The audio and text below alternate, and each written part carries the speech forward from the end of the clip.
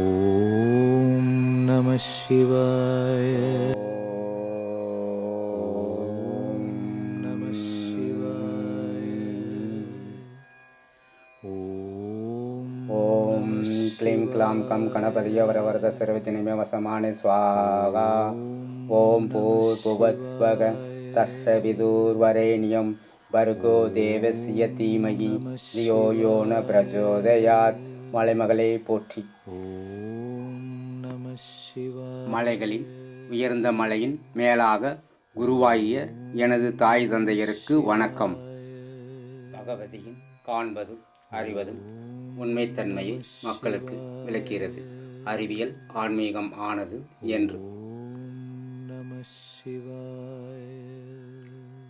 திருவண்ணாமலை கிரிவலப் பாதையில் இன்றைக்கும் சித்தர்கள் சூட்சுமாக சுற்றி வருகிறார்கள் என்று கூறும் அன்பர்கள் என்னுடைய பதிவை முழுமையாக பார்க்க வேண்டும். கால் வைத்த இடத்தில் எல்லாம் திருவண்ணாமலையில் லிங்கம் இருக்கிறது, இங்கு செருப்பு அணிவதை தவிர்க்க வேண்டும் என்று கூறுகிறார்கள். இன்றைக்கும் உயிரோடு வாழும் சித்தர்கள் தினமும் கிரிவலம் சுற்றி வருகிறார்கள் என்று யூடியூப்பில் பதிவுகளில் போடப்படுகிறது. இன்றைக்கும் சித்தர்கள் என்று அவர்களிடம் ஆசி வாங்குவதற்காக மக்கள் ஓடி பிடித்து காலில் விழுகின்றன. சாமியார்கள் கால்வரை தலைமுடி வைத்திருந்தால் மக்கள் அவர் பெரிய சித்தர் என்று காலில் விழுந்து கும்பிடுகிறார்கள். அப்படி என்றால் பெண்கள் அதிக கூந்தல் வைத்திருப்பார்கள், ஏன் சித்தராகவில்லை? தற்போதைய நிலையில் பெண்கள் கூந்தல் வைத்திருக்கிறார்கள். முடி வைத்திருந்தால் சித்தர் என்றால் அவர்கள் வீட்டிலேயே பெண்கள் இருக்கிறார்கள். ஆண்கள் பெண்கள் காலில் விழுந்து கும்பிட வேண்டியதானே? முடி வைத்திருந்தால் சித்தர் என்றால் பெண்கள் எல்லோரும் சித்தர்கள்தான். திருவண்ணாமலையில் அதிகப்படியாக பெண்கள் மொட்டையடித்து கொள்கிறார்கள். முடி வைத்திருந்தால் நம்மையிலையும் சாமியார ஆக்கி விடுவார்கள் என்ற காரணத்தினாலேயோ இந்த நாட்டின் மௌன சித்தர்கள் அதிகப்படியாக இருக்கிறார்கள். ஏனென்றால் அவர்கள் பேசினால் நாம் தேவையெல்லாம் அவர்களிடத்தில் கேட்டு வாங்கி விடுவோம் என்று. எனக்கு வேலை வேண்டும், பணம் சம்பாதிக்கக்கூடிய மனைவி வேண்டும், அரசு உத்தியோகம் உள்ள மாப்பிள்ளை வேண்டும், பங்களா வேண்டும், கார் வேண்டும், பைக் வேண்டும் என்ற நம்மளுடைய தேவையை எல்லாம் அவர்களிடம் கேட்டு வாங்கி விடுவோம் என்ற காரணத்தினாலே மௌன சித்தர்களாக இருக்கிறார்கள்.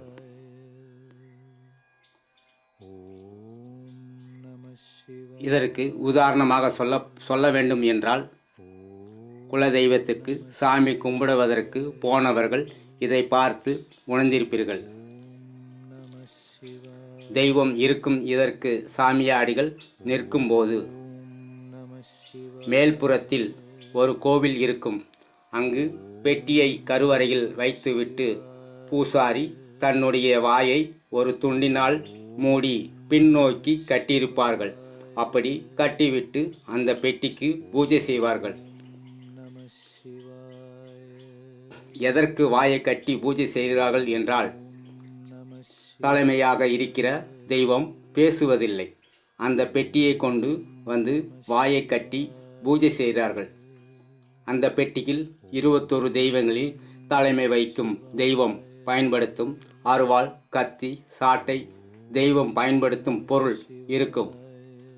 21 தெய்வங்களில் தலைமை வைக்கும் குலதெய்வத்தின் மூத்த தெய்வம் கலியுகத்தில் பேசும் என்ற நம்பிக்கை எனக்கு இருக்கிறது. திருவண்ணாமலை சித்தர்கள் இருக்கிறார்கள் என்றால், எங்கள் ஊரில் ரிஷியே இருக்கிறார். அவர் யாரிடமும் பேசுவதில்லை. எங்கள் ஊரில் இருப்பவர் அதிலும் உயர்ந்த போஸ்டிங்கில் உள்ளவர், அதாவது முனிவர் அந்தஸ்து அடிப்படையை சேர்ந்தவர் ரிஷி என்பார்கள்.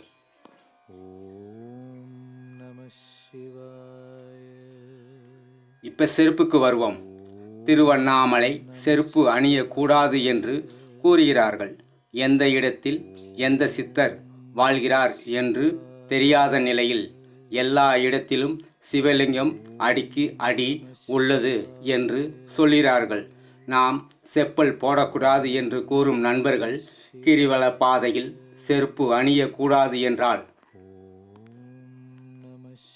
பைக், காரு, பஸ், லாரி, குப்பை லாரி முதல் கொண்டு கிரிவல பாதையில் சுற்றி வரும்போது அது போட்டிருக்கும் டயர் தான் சுற்றுகிறது. நானும் டயர் செருப்பு மாட்டி கிரிவலம் சுற்றி வந்துள்ளேன். டயரில் வண்டி ஓடும்போது மனிதன் செருப்பு அணிவது என்ன தவறு? இன்னும் சொல்லப்போனால் ஆயிரக்கணக்கில் வாகனம் கிரிவல பாதையில் தான் போயிட்டு வந்து கொண்டிருக்கிறது. கிரிவல பாதையில் கடை வீதியும் உள்ளது. கிரிவல பாதையில் பஸ் ஸ்டாண்டும் உள்ளது. கிரிவல பாதையில் சாராய கடையும் உள்ளது. அதாவது அரசு மதுபான கடை. அடிமுடி காணாத அண்ணாமலையின் என்று போற்றுகிறோம். சிவனே மலையாக இருக்கிறார் என்று வணங்குகிறோம். பார்வதி தேவி கிரிவலம் வந்து சிவனிடம் ஆசி பெற்றார் என்று கூறுகிறோம். இன்றைக்கும் சித்தர்கள் சூட்சுமமாக உயிருடனும் வாழ்கிறார்கள் என்று பேசுகிறோம். இன்றைக்கும் நினைத்தவுடன் முத்தி கிடைக்கும் என்று சொல்லப்படும் திருவண்ணாமலையின் அதே இடத்தில்தான் ஆயிரக்கணக்கான பிச்சைக்காரர்கள் இருக்கிறார்கள்.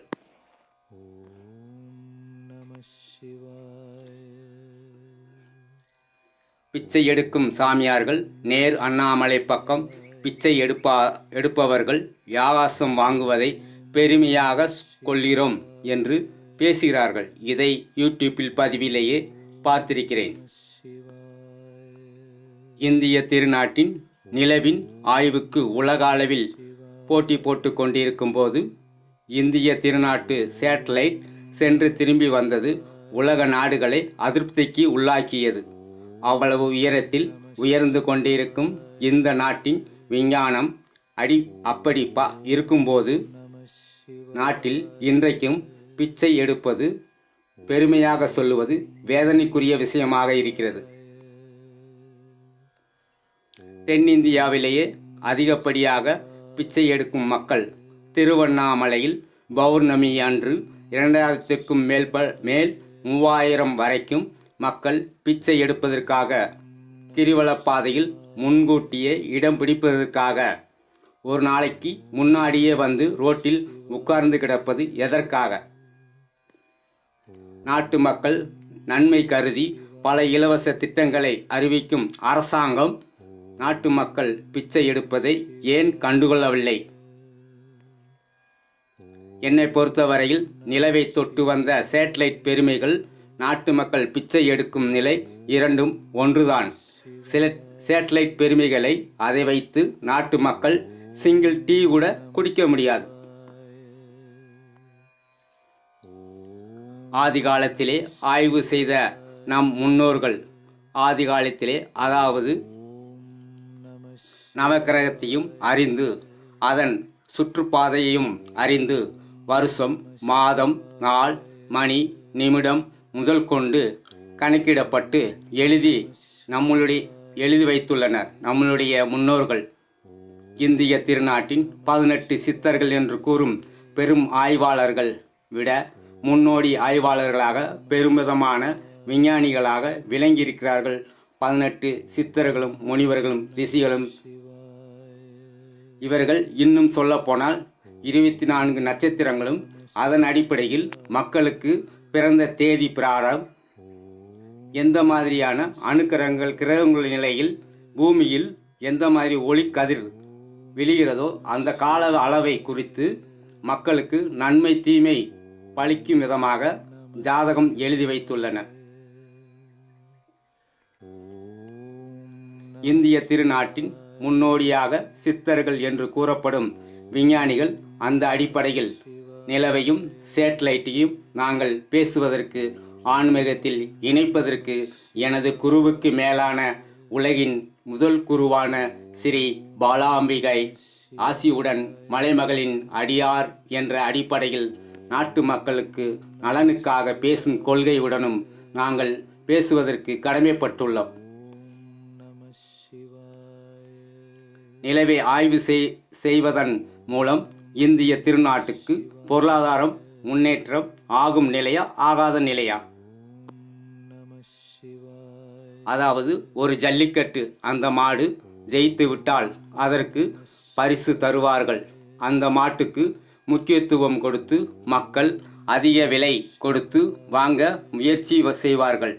அடுத்து மாட்டு வண்டி ரேஸ், அந்த பந்தயத்தில் ஜெயித்து வந்த காளைகளை வாங்குவதற்கு மக்கள் ஆர்வம் காட்டுவார்கள். அந்த அடிப்படையில் அந்த மாடு விலையை காட்டிலும் அதிகமான விலையை ஈட்டி கொடுக்கும். ஒரு மனிதன் ஒரு விளையாட்டு போட்டியில் ஜெயித்து விட்டால் அவருக்கு பாராட்டி கேடயம் கொடுப்பது, அவருக்கு மேற்கொண்டு அதிகப்படியான முயற்சி செய்வதற்கு அரசாங்கம் பண உதவி செய்வது, அவருக்கு அரசாங்கம் வேலை கொடுப்பது, இது மாதிரியான பொருளாதார முன்னேற்றம் ஒரு மனிதனுக்கு ஏற்படுகிறது. ஒரு சில மனிதர்களுக்கு மட்டும் தன்னுடைய திறமையை பொறுத்து கிடைக்கும் பரிசாகும்.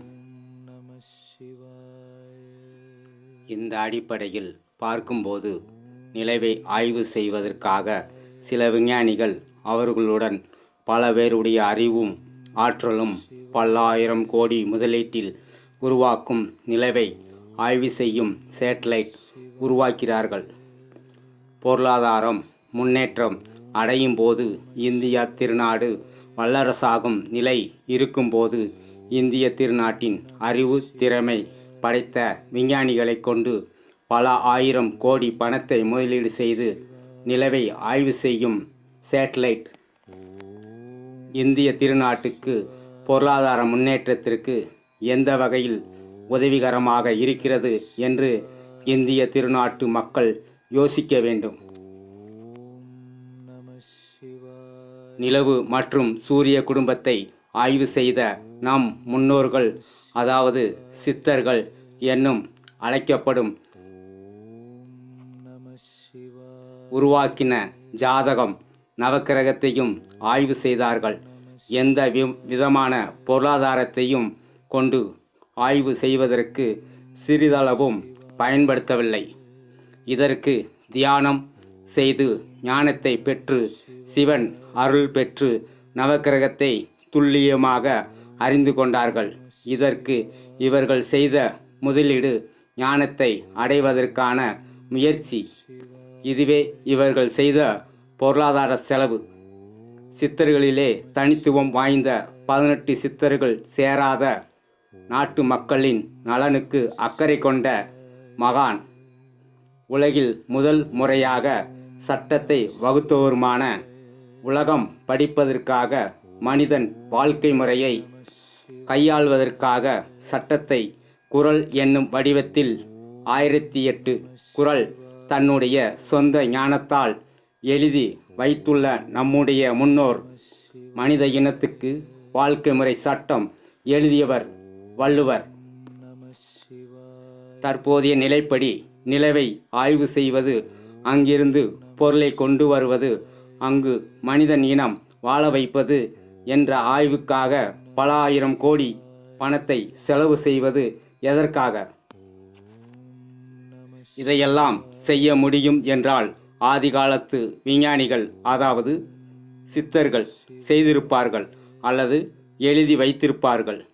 இது மாதிரியான உண்மை தன்மைகளை இன்றைக்கும் இளைஞர்களுக்கு, வருங்கால சந்ததிகளுக்கும் அறிவியல் ஆன்மீகம் ஆனது என்று பகவதியின் காண்பதும் அறிவதும் எடுத்து கூறுவதே எங்களுடைய செயலாக இருக்கிறது.